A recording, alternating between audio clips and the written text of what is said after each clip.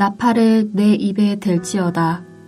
원수가 독수리처럼 여호와의 집에 덮치리니 이는 그들이 내 언약을 어기며 내 율법을 범함이로다.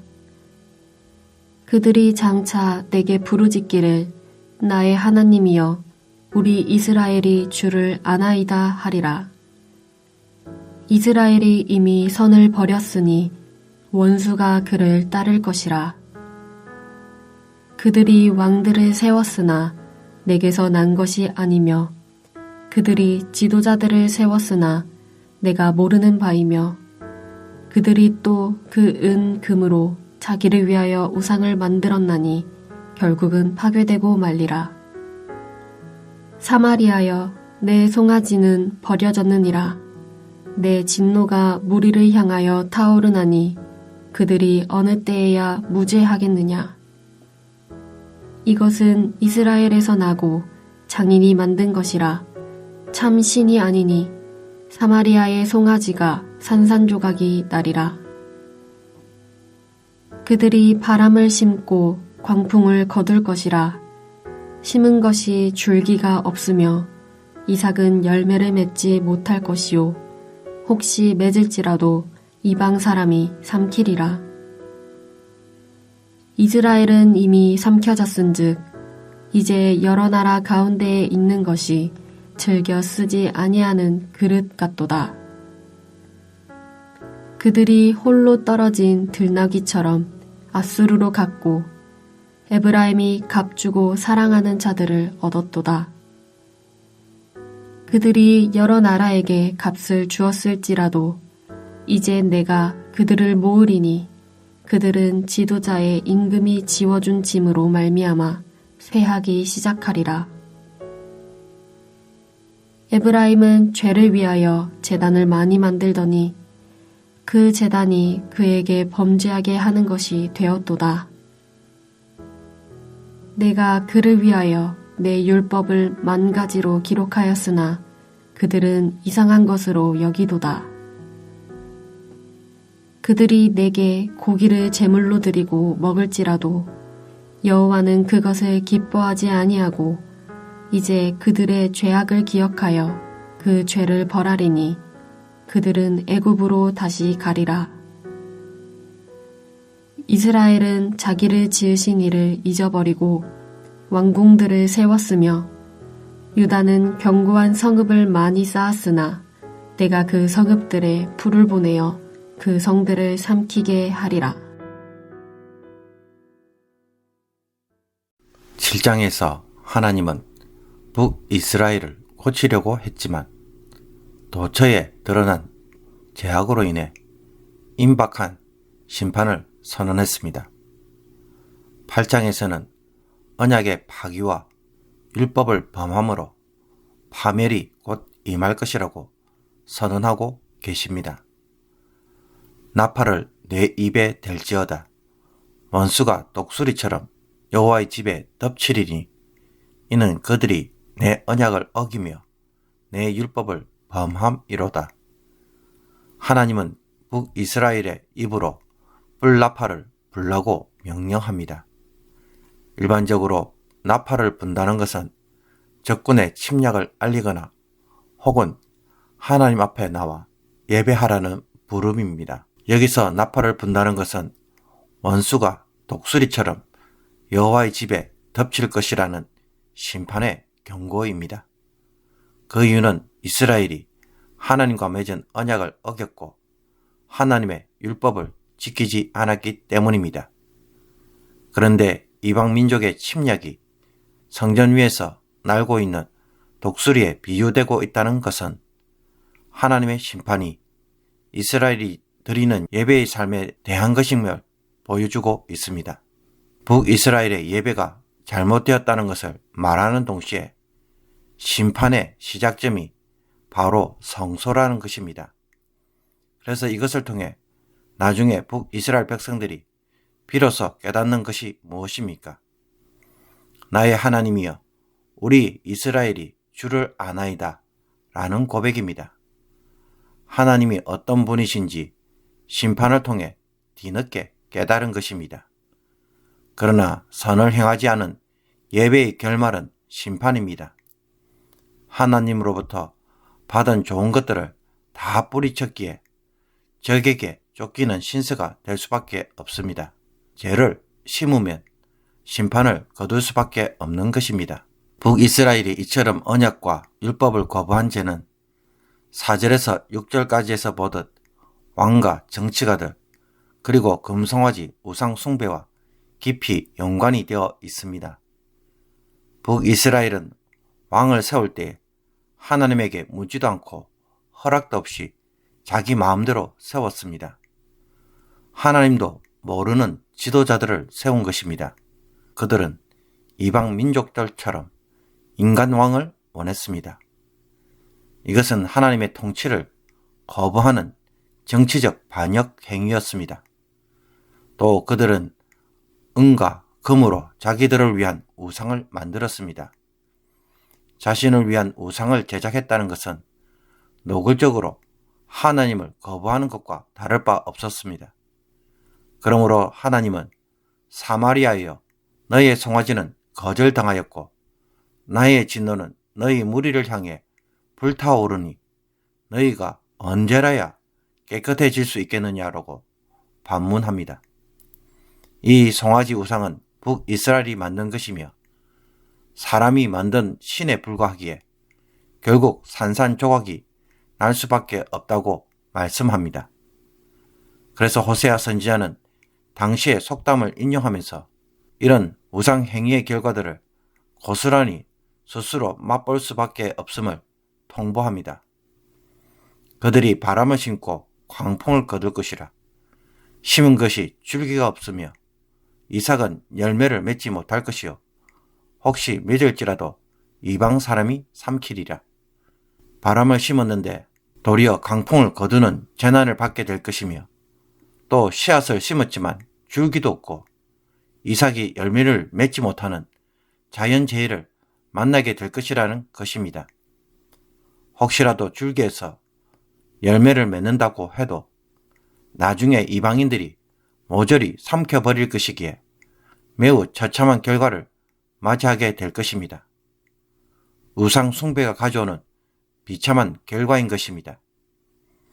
북이스라엘이 이처럼 이방인들 가운데 삼켜져 버렸기에 즐겨 쓰지 아니하는 그릇, 즉 쓸모없는 그릇처럼 되었습니다. 국가들 사이에 북이스라엘을 가치 있게 여기지 않았다는 것입니다. 북이스라엘은 무리에서 분리되어 방어하는 들나귀처럼 앗수르에 가고 애인들에게 값을 치르고 제 몸을 팔았습니다. 북이스라엘의 왕과 신하들은 이방 나라들과의 조약을 맺고 공물을 바침으로 자신의 몸을 의탁한 것입니다. 이것은 마치 애인들에게 자신의 운명을 맡김으로 몸을 파는 엄행과도 같았던 것입니다. 그러나 이렇게 바친 몸값, 즉 공물은 점점 무거운 짐이 되어서 나라를 쇠약하게 만들 수밖에 없었습니다.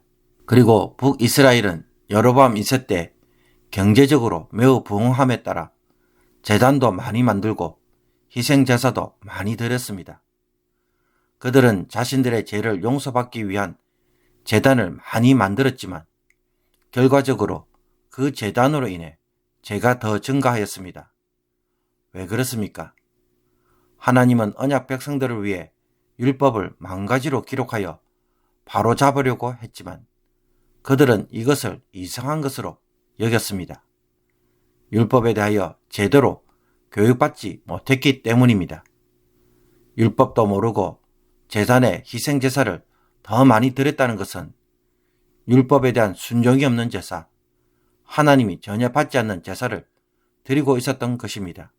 이것은 제단의 수요만큼 죄를 더해가는 일을 한 것입니다. 그들의 이런 죄악을 하나님은 기억하시고 그 죄를 벌하시겠다고 합니다. 어떤 벌을 내리시고 어떤 벌을 내리시겠다고 선포하십니까? 그들을 애굽의 노예 상태로 다시 돌려보내시겠다고 말씀합니다. 노예적 삶에서 탈출하여 하나님의 백성이 되었는데 이제는 역으로 하나님의 백성에서 다른 나라들에게 노예로 팔려가는 신세가 된 것입니다. 비록 그들이 왕궁을 세우고 유다처럼 견고한 성읍을 많이 쌓아서 안전을 도모해도 어떻게 될 수밖에 없습니까? 하나님의 타오르는 진노의 불길을 막을 수는 없다고 선포합니다. 피할 길은 이제 전혀 없는 것입니다.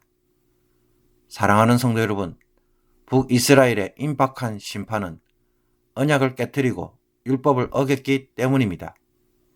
북이스라엘이 언약을 깨뜨렸다는 것은 그들이 율법을 어겼다는 말과 동의어입니다. 하나님이 이스라엘의 왕이신데도 그들은 한 번도 누구를 왕으로 세워야 할지 하나님에게 묻지 않았습니다. 하나님의 통치보다는 인간 왕을 통해 다스림을 받는 나라를 만들고자 했으며 하나님 외에는 그 어떤 우상도 만들어 섬기지 말라는 십계명을 어기고 금송아지를 여호와로 섬겼습니다. 무엇보다 그들은 율법에 대한 순종을 제단에서 희생제사를 드리는 일로 대체하는 신앙생활을 하였습니다. 북이스라엘 도처에 퍼져 있는 많은 제단들은 하나님에 대한 그들의 열심이 아니었습니다.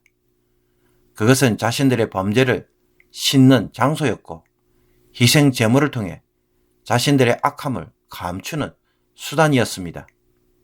율법에 대한 순종은 전혀 행하지 않고 제사로 모든 것을 대체하는 일을 한 것입니다. 하나님은 북이스라엘이 어떻게 살아야 하나님으로부터 복을 받고 나라가 튼튼해지는지 수많은 율법으로 가르쳐 주었지만 그들은 율법에 대하여 무지한 자들이었습니다. 이 속에서 드리는 제사가 무슨 의미가 있을까요? 하나님이 무엇을 원하시고 무엇을 싫어하시는지도 모르는데 제사만 열심히 드리고 있는 것입니다. 이스라엘에게 제사는 율법을 순종하다가 범죄했을 때 재용서를 받고 다시 거룩을 회복할 수 있는 길로 주신 것입니다. 이스라엘이 범죄하면 하나님은 이스라엘 가운데 임재하실 수가 없습니다. 성막이 부정해지기 때문입니다. 그래서 이스라엘의 죄의 부정을 씻고 하나님이 그들 가운데 임재하시고 만나 주시기 위해 주신 구원의 길이 바로 제사입니다. 율법을 따라 살아가도록 죄 용서함이 주어진 것입니다. 그런데도 율법을 모르고 제사만 열심히 드리면 어떻게 되겠습니까? 제사로 율법을 대체할 때 하나님은 11절에서 도리어 죄를 더하는 일이라고 지적하시고 그렇게 해서 드리는 희생 제물은 13절에서 여호와는 그것을 기뻐하지 아니하고 그들의 죄악을 기억하여 그 죄를 벌하신다고 선포합니다. 율법을 어김으로 제사를 드리는데 여전히 율법을 모르고 그래서 불순종한다면 그 제사는 도대체 어떤 제사일까요? 성전에서 제사를 드릴 때 배정받은 레위인들과 제사장들은 성전에 참여하지만 그 외에 제사장들과 레위인들은 평소에 무슨 일을 해야 합니까? 그들은 각 성에서 백성들에게 율법을 가르치는 일을 했습니다. 율법에 순종이 없는 삶은 언약을 깨트리는 삶이기 때문입니다. 말씀에 대한 순종이 없는 삶은 하나님을 위한 예배가 아니라 자기를 위한 예배로 전락될 가능성이 너무나 높습니다. 북이스라엘이 보여준 모습이 바로 그러합니다. 오늘 하루 자신의 예배의 삶을 되돌아보고 예배에 참여하는 것으로 만족하고 끝내버리는 신앙생활을 하고 있지 않는지 살펴보기를 원합니다. 그래서 오늘부터 말씀 순종을 통해 드리는 예배를 다시 한번 바로 세우기를 또 견고하게 하시기를 주님의 이름으로 축복합니다. 기도드리겠습니다. 하나님 아버지, 하나님과 맺은 언약에 신실하기 위해 하나님의 말씀에 순종하는 삶을 바로 세우는 저희들이 되도록 말씀 묵상의 삶이 견고하게 세워지게 하옵소서. 삶의 습관이 되어서 평생토록 여호와 율법을 주야로 묵상하는 자가 되게 하옵소서. 시냇가에 심은 나무가 되어 열매 맺는 성도가 되므로 언약의 복을 누리고 하나님이 평생토록 함께 하시는 사람이 되게 하옵소서. 불순종해서 드리는 예배는 하나님이 받으시지 않는 예배인 것을 알고 일주일을 순종함으로 승리의 예배를 드리게 하옵소서. 일상의 전투에서 말씀으로 승리하여서 죄악을 이긴 자의 노래를 부르는 찬양의 예배를 이번 주간에 꼭 올려드리는 모든 성도가 되게 하여 주옵소서. 예수 그리스도의 이름으로 기도하옵나이다. 아멘.